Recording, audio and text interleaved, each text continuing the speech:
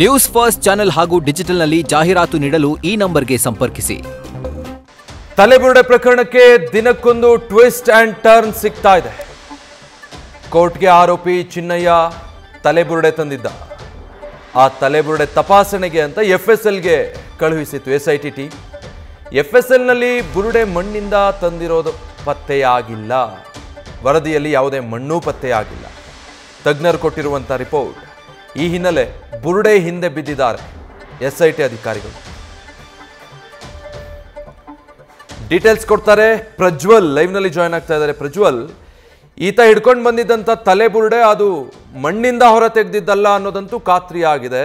But ಇದನ್ನು ಎಲ್ಲಿಂದ ತಂದಿದ್ದು? ಹಾಗಿದ್ರೆ ಇದು ಹೂತಿದ್ದಂತಹ ತಲೆಬುರುಡೆ ಅಲ್ವಾ? ಏನು ಹೇಳ್ತಾ ಇದೆ FSL ರಿಪೋರ್ಟ್? ವಿಜಯ್, ಇಲ್ಲಿ ಚಿನ್ನಯ್ಯ ತಂದಿರುವಂತಹ ಒಂದು ಬುರುಡೆ ಏನಿದೆ ಅದು ಈಗ ಸಾಕಷ್ಟು ಚರ್ಚೆಗೂ ಕೂಡ ಕಾರಣ ಆಗ್ತಾ ಇರುವಂತದ್ದು. ಯಾಕೆ ಅಂತ ಹೇಳಿದ್ರೆ ಈ ಒಂದು ಪ್ರಕರಣದಲ್ಲಿ ಆತ ತಂದಿದ್ದಂತಹ ತಲೆ ಬುರುಡೆ ಏನಿದೆ ಅದರಲ್ಲಿ ಮಣ್ಣಿನ ಅಂಶ ಪತ್ತೆ ಆಗಿಲ್ಲ ಅನ್ನುವಂತ ಒಂದು ಮಾಹಿತಿ ಏನಿದೆ ಅದು ಲಭ್ಯವಾಗ್ತಾ ಇದೆ. ಆ ನಿಟ್ಟಿನಲ್ಲಿ ಹಾಗಾದ್ರೆ ಆತ ಬುರುಡೆಯನ್ನ ತಂದಿದ್ದು ಎಲ್ಲಿಂದ ಅನ್ನುವಂತ ಒಂದು ಪ್ರಶ್ನೆಗೆ ಸಂಬಂಧಪಟ್ಟಂತೆ SIT ಅಧಿಕಾರಿಗಳು ಕೂಡ ಈಗ ತನಿಖೆಯನ್ನ ಮಾಡ್ತಾ ಇರುವಂತದ್ದು. ಅಂದ್ರೆ ಈ ಒಂದು ಪ್ರಕರಣಕ್ಕೆ ಸಂಬಂಧಪಟ್ಟಂತೆ ಆತ ಮೊದಲಿಗೆ ಒಂದು ತಲೆಬುರುಡೆಯನ್ನ ತಂದು ಕೊಡ್ತಾನಲ್ಲ, ಆ ಒಂದು ತಲೆಬುರುಡೆ ಹಾಗಾದ್ರೆ ಎಲ್ಲಿಂದ ತಂದಿದ್ದು ಅನ್ನುವಂತ ಒಂದು ಅನುಮಾನದ ಮೇಲೆ ಈಗ SIT ಅಧಿಕಾರಿಗಳು ತನಿಖೆಯನ್ನ ಕೂಡ ಮಾಡ್ತಾ ಇದ್ದಾರೆ. ಆತನಿಂದ ಹೇಳಿಕೆಯನ್ನ ದಾಖಲಿಸಿಕೊಳ್ಳುವಂತ ಒಂದು ಕೆಲಸವನ್ನ ಕೂಡ ಮಾಡ್ತಾ ಇರುವಂತದ್ದು. ಈ ಒಂದು ಪ್ರಕರಣದಲ್ಲಿ ನಾವು ಗಮನಿಸ್ತಾ ಹೋದ್ರೆ ಅಂದ್ರೆ ಮೊದಲಿಗೆ ಆತ ನಾನು 100 ಶವಗಳನ್ನ ಹೂತಿದ್ದೀನಿ ಅನ್ನುವಂತ ಒಂದು ಹೇಳಿಕೆಯನ್ನ ಕೊಡ್ತಾನೆ, ಹಾಗೆ ಒಂದು ತಲೆಬುರುಡೆಯನ್ನ ಕೂಡ ತಂದು ಕೊಡ್ತಾನೆ. ಆ ಸಂದರ್ಭದಲ್ಲಿ ಸರ್ಕಾರ ಕೂಡ ಈ ಒಂದು ಪ್ರಕರಣವನ್ನ ಗಂಭೀರವಾಗಿ ಪರಿಗಣಿಸಿ SIT ಯನ್ನ ಕೂಡ ರಚನೆ ಮಾಡುತ್ತೆ. ಆಗ ಒಂದೊಂದೇ ಅಂಶಗಳು ಕೂಡ ಈಗ ಬಯಲಿಗೆ ಬರ್ತಾ ಇರುವಂತದ್ದು.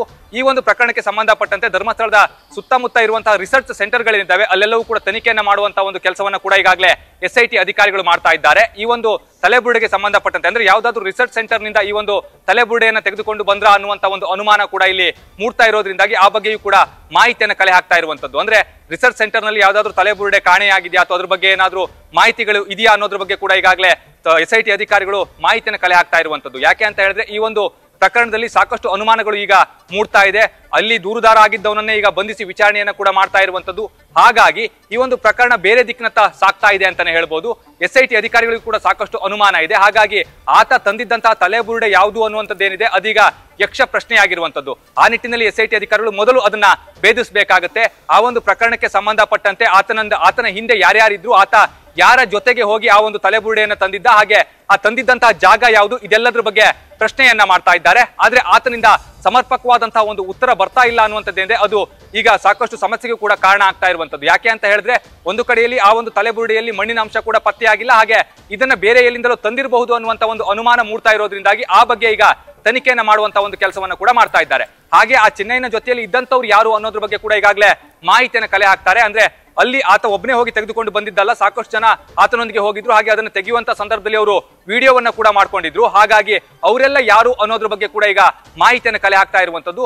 ಆ ಒಂದು ಸ್ಥಳದ ಬಗ್ಗೆಯೂ ಕೂಡ ಅಂದ್ರೆ ಆತ ವಿಡಿಯೋ ಮಾಡಿದಂತ ಸ್ಥಳ ಏನಿತ್ತು ಅದ್ರ ಬಗ್ಗೆಯೂ ಕೂಡ ಸಂಪೂರ್ಣವಾದಂತಹ ಒಂದು ಮಾಹಿತಿಯನ್ನು ಕಲೆ ಹಾಕಿ ತನಿಖೆಯನ್ನ ಈಗಾಗಲೇ SIT ಅಧಿಕಾರಿಗಳು ಮಾಡ್ತಾ ಇರುವಂತದ್ದು. Vijay, thank you Prajwal.